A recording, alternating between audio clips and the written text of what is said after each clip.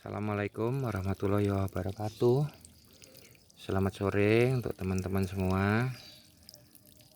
Kali ini kita akan membahas sedikit tentang produk knowledge ya, Maxi Break dari Thomas Grip, yang fungsinya adalah untuk membantu pertumbuhan tunas supaya lebih serempak, baik untuk pemangkasan pembuahan ataupun untuk pembentukan tersier pada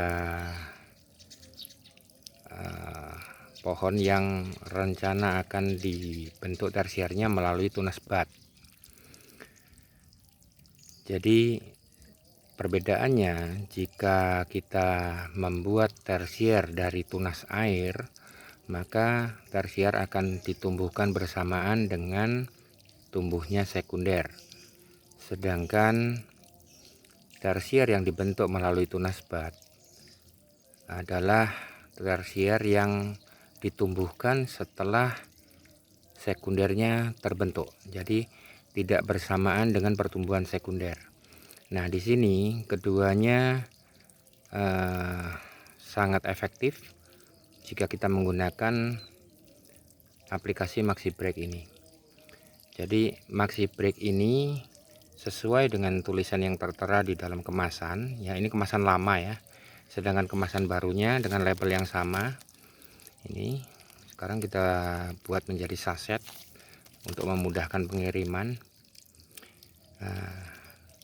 Satu saset ini dengan isi 1 gram ini kita larutkan dengan 250 ml air atau setara dengan 1 gelas air mineral. Ya, kurang lebih aja, tidak perlu tepat karena ini bukan hormon. Jadi cukup kurang lebih saja, antara 200-250 ml. Nah, aplikasinya ini setelah dilarutkan dengan 250 ml air, bisa langsung digunakan tanpa harus diencerkan lagi. Pada pembentukan tersier dari tunas bat yang sekundernya sudah terbentuk, kemudian dipangkas sesuai panjang yang dibutuhkan. Nah, Maxi Break yang sudah dicairkan dengan air ini kita oleskan merata ke seluruh sekunder, terutama pada bagian buds, atau kita semprotkan. Tapi untuk hematnya dioles ya, dioles atau pakai spon itu juga bisa. Nah, untuk contohnya yang sudah kita perlakukan dengan Maxi Break ini bisa kita lihat pada pohon sampel berikut. Ya, ini bahkan dari tunas di bawahnya ini mungkin kena semprot ya, karena semprotan dari atas dia turun ke bawah mengenai cabang primernya juga. Nih, semua tersiernya tumbuh.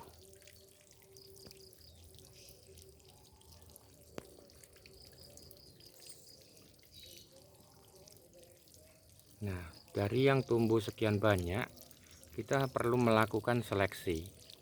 Jadi di sini di video ini kita sekaligus akan membahas tentang seleksi tunas ya, seleksi tunas untuk pembentukan tersier pada model trellis. Nah, pada trellis ini perbedaannya dengan bentuk para-para, kita membentuk tersiernya lebih dekat.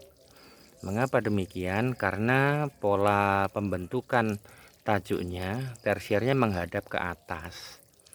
Jadi nantinya akan kita buat tersier itu tumbuh ke atas semua, baik setelah foundation pruning ataupun pruning selanjutnya tetap akan menghadap ke atas. Nah, untuk menentukan mana yang perlu kita buang, mana yang perlu kita pelihara, sebenarnya cukup mudah. Kita perkirakan saja, yang penting ini telapak tangan terbuka ini bisa masuk ke dalam, ke antara tersier dan tersier ini ya. Jadi yang sudah terlalu dekat akan kita buang. Contohnya ini ada 2 tunas ya, 1 bat muncul 2 tunas, ini kita buang salah satu. Nah, satu begini. Kemudian yang ini, karena ini kita pakai, ini kita buang. Yang ini juga.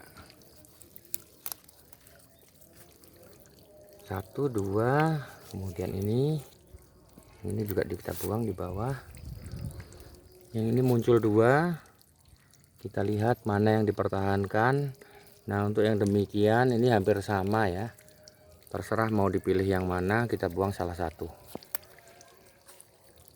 Kemudian ini kita biarkan, yang ini terlalu dekat, kita buang juga. Yang ini double juga dibuang. Ini di bawah dibuang, yang menghadap bawah kita buang semua ya. Nah, ini untuk mempermudah kita buang semua dulu, termasuk ini kita buang. Nah, untuk ini juga yang di primer kita bersihkan, kita buang semua.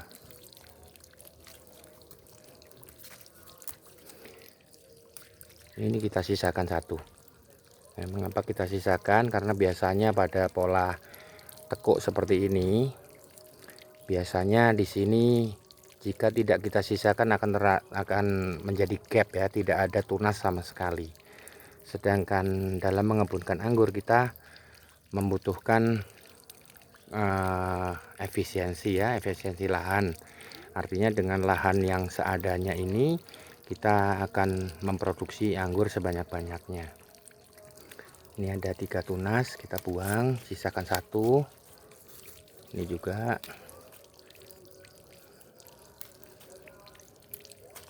Nah, kurang lebih demikian ya. Primer ke atas kosong, ada 1, 2, 3, 4, 5, 6, 7, 8, 9, 10, kurang lebih 10 ya, kurang lebih 10 mata tunas.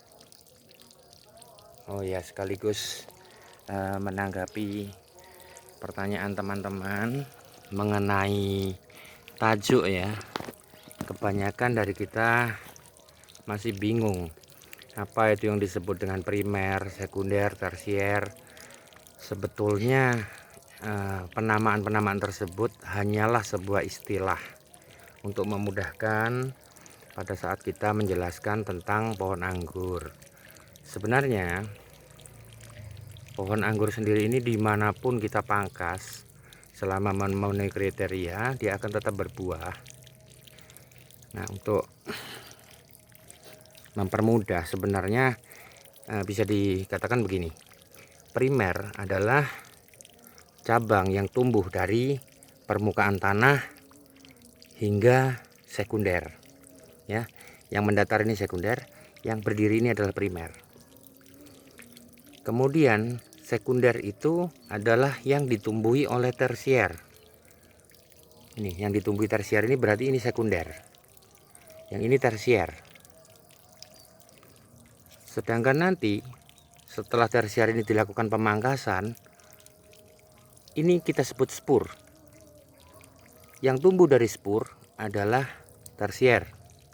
Jadi yang abadi di sini adalah primer selalu ada tetap, kemudian sekunder selalu ada kecuali dilakukan peremajaan, sedangkan tersiernya yang selalu kita pangkas. Jadi sekunder ini dibentuk melalui pemangkasan ataupun dengan cara penekukan, pembelokan primer, tetap dinamai sekunder. Mengapa demikian? Karena sesuai maksud dan tujuan penamaan istilah tersebut adalah untuk mempermudah dalam kita menjelaskan struktur tajuk pohon anggur. Jadi yang ditumbuhi tersier itu adalah sekunder. Sedangkan sekunder sendiri adalah tumbuh dari primer ataupun lanjutan dari primer.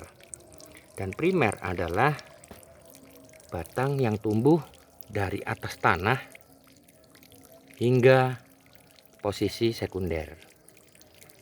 Ya, demikian, saya harap ini bisa sedikit menjelaskan supaya ke depan pada saat teman-teman membahas masalah pohon anggur ini dalam cerita ataupun melalui telepon atau apa ya, artinya yang tidak secara tatap muka langsung, ini tetap bisa sinkron supaya persepsinya sama.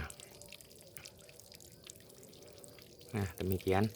Kemudian tersier ini mengapa kita sisakan tinggal sedikit ya, dengan yang dibuang sebanyak ini. Ini sebenarnya untuk memfokuskan pertumbuhan.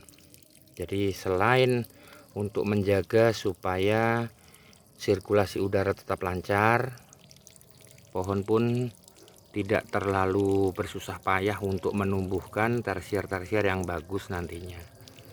Jika tersier dibiarkan terlalu banyak, maka pertumbuhannya juga akan terhambat. Tersier yang kecil-kecil semuanya akan mempersulit kita dalam pemangkasan berikutnya, pemangkasan untuk foundation pruning maupun pemangkasan pembuahan ya. Jadi itu tujuannya, kita buat rapi, kita buat seimbang nantinya. Nah untuk menyeimbangkan ukuran tersier ini nanti, kita akan gunakan metode axle and brake. Jadi metode ini adalah metode untuk menyamakan pertumbuhan tersier supaya ukurannya serempak sama.